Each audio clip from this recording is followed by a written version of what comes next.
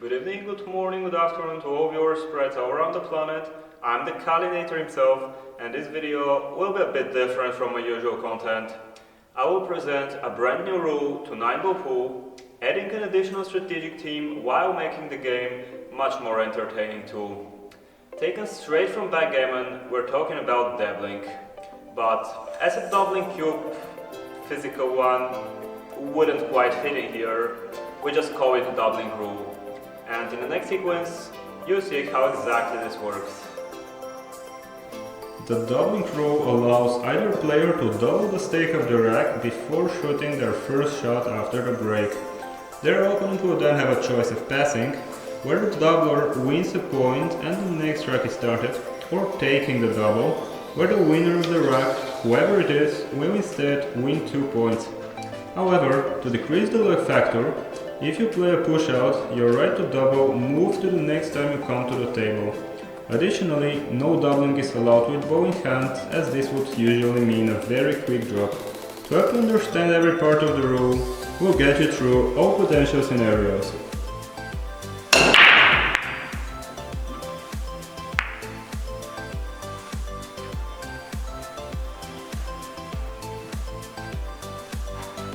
So now, as Simon broke dry, I have the choice, if I want to double. If I double, this would mean that he can drop and make myself write a point on the scoreboard. Or he could take, and then what we'll do is we would mark here the number 2, which would mean that he has accepted a double. And in this case, I'm actually going to double, so Simon will take this or we will drop it. You can have a look at the positions, of course. Take a look of it, of course. I take it. Okay, you're confident on this? Could be right.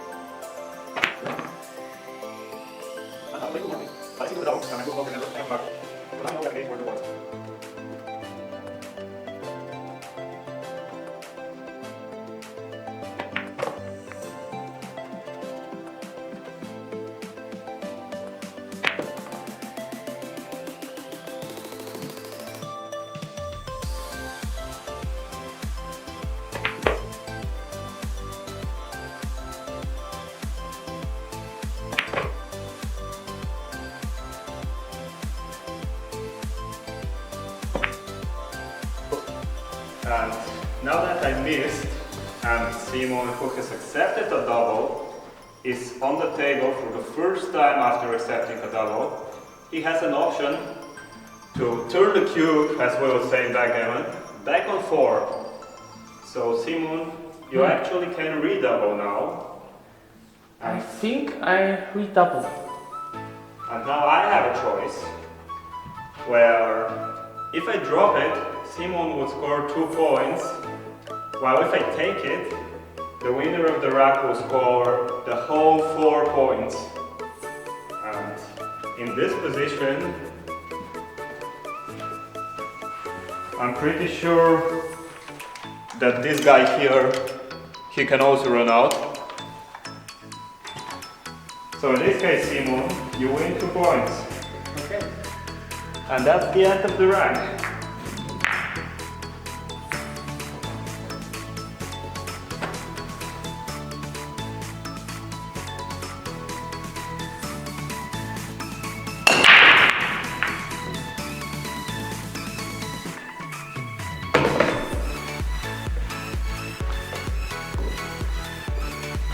I scratched on the break, and this is why doubling with bow in hand is not allowed.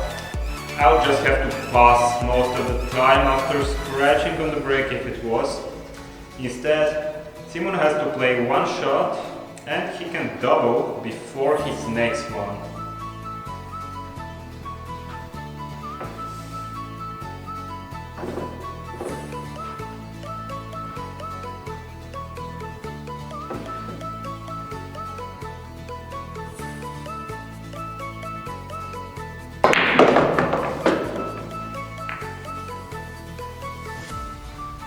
now that he played one shot, this moment is his chance to double, and let me guess, you will not double this?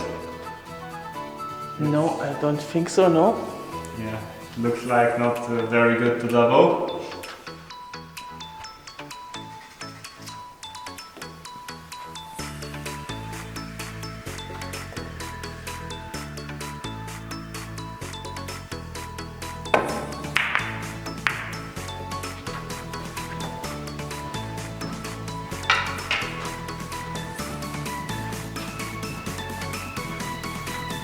Now that I come to the table, it would be my chance to double, because this is my first shot after the break.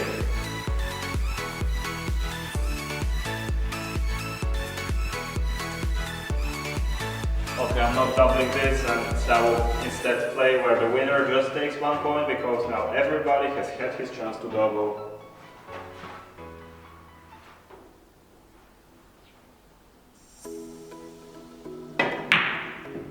And there's a reason, so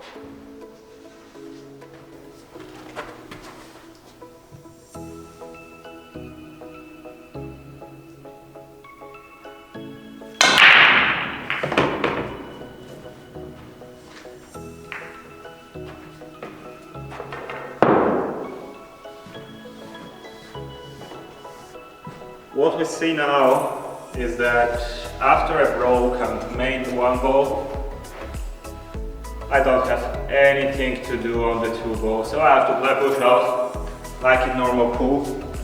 And this wouldn't count as my first shot after the break, which means that after the Pushout, when I come to the table again, that's when I'll have the chance to double.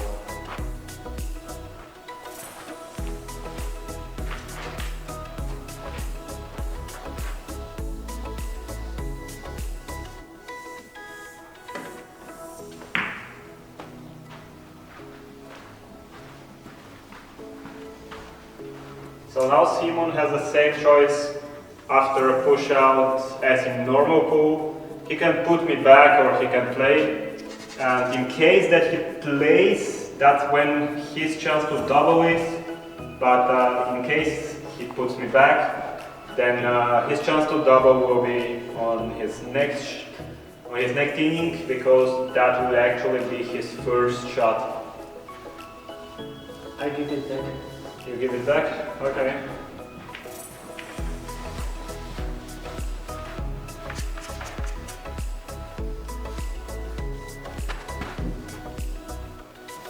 And now that I've come to the table, this is my chance to double. And trust me, I wouldn't double this. Which probably suggests that when playing with the doubling rule, you can be a little bit more aggressive with a push-out. So maybe you get a double.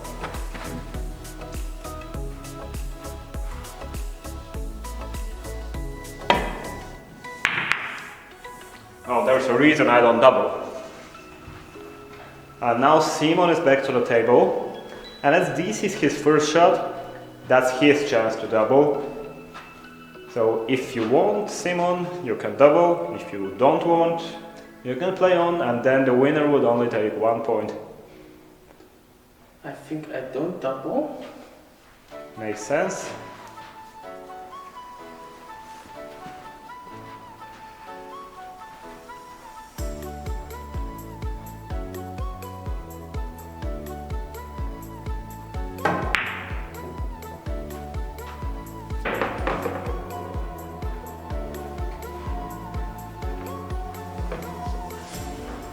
And now I missed this one on purpose, so we go and work it out the way we should. Now Simon, please spot it.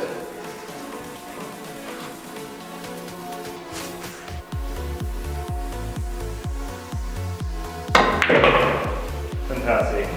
Now let's imagine that we were and still are playing a match to 5 points, where Simon would now have reached 4.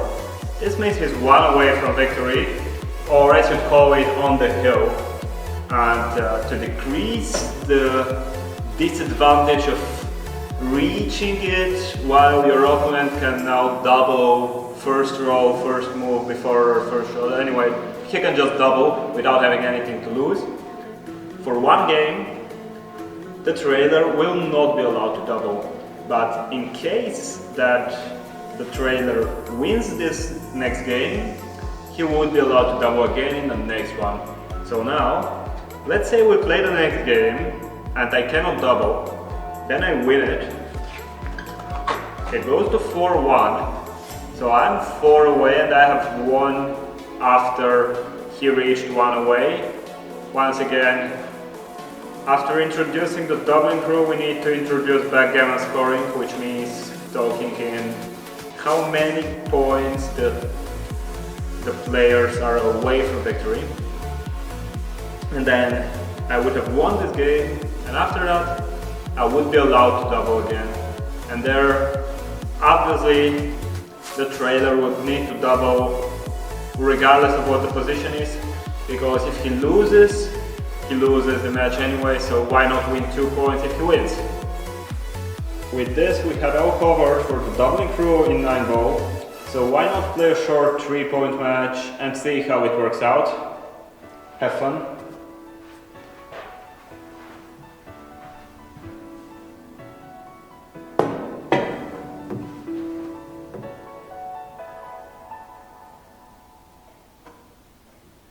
Simon gets the break as it looks.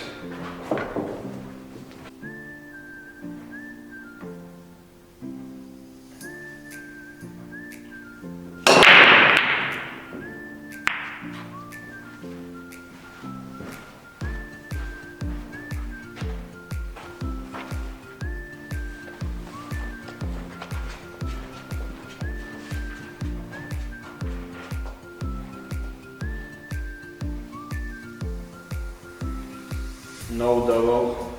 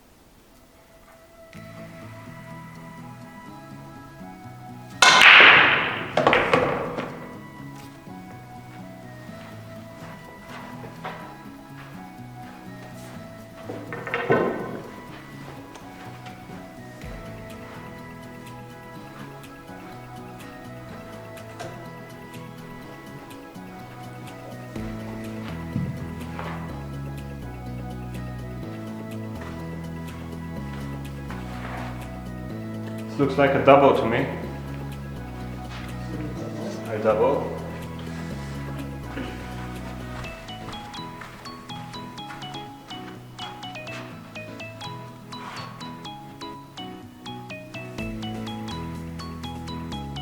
I accepted. So now we mark on the scoreboard the number 2, which means you have accepted the double.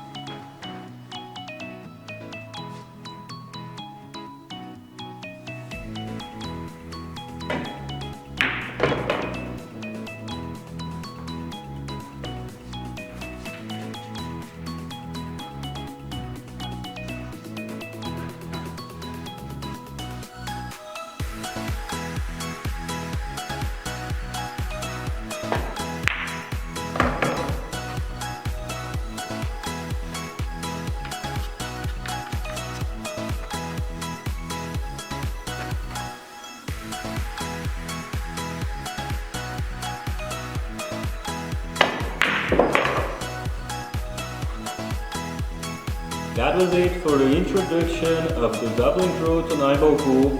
I know you don't like it, but you don't need to say it. Make sure to try it out in your club, I know you will. And after that, maybe you have a different opinion about it. But all in all, if you have an idea about what to add to the rule to improve it, then let me know in the comments below. And in the meantime, Simon, thanks for participating.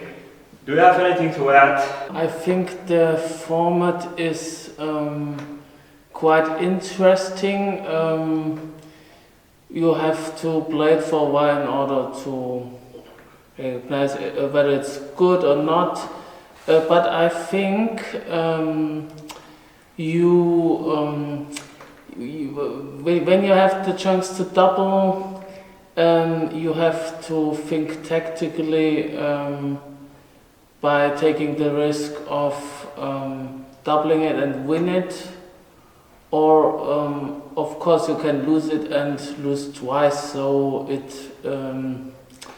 you have to think whether you tend to make the rack or not, and makes it a little more interesting. Now, if you want to never miss any future content, which could be mainly backgammon, but may also include the odd row introduction pool-based video, then click the subscribe button an odd number of times. From the Kalinator himself, have a nice time playing the doubling Nineball.